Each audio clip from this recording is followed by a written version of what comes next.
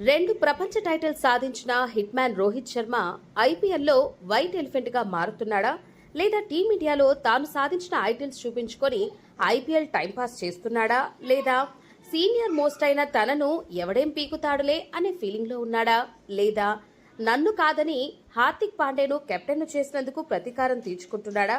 అంటే ఐపీఎల్లో తన ఆట తీరు చూస్తుంటే వీటిలో ఏదో ఒకటి గ్యారంటీగా అయి ఉంటుందనేది సమాధానం వస్తోంది.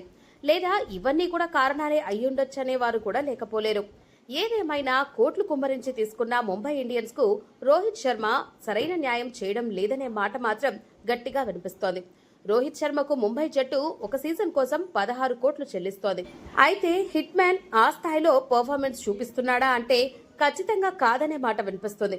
ఇప్పటి వరకు ఆడిన 3 మ్యాచ్లలోనూ ఒక్క ఓవర్ మాత్రమే ఆడాడు హిట్ మ్యాన్. వరుసగా 0, 8, 13 పరుగులు మాత్రమే చేశాడు. దీంతో హిట్ మ్యాన్ పై అభిమానులు ఆగ్రహంగా ఉన్నారు.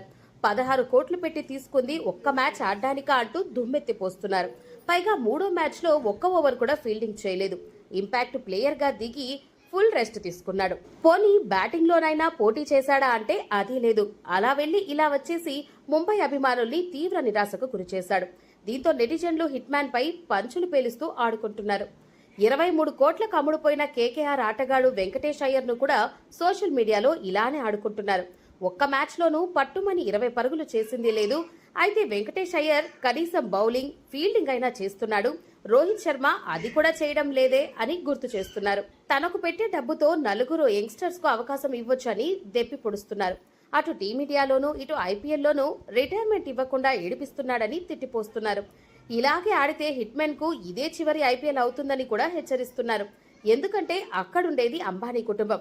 కఠినమైన నిర్ణయాలు తీసుకోవడంలో వాళ్ళు ఏమాత్రం ఆలోచించరని గుర్తు చేస్తున్నారు.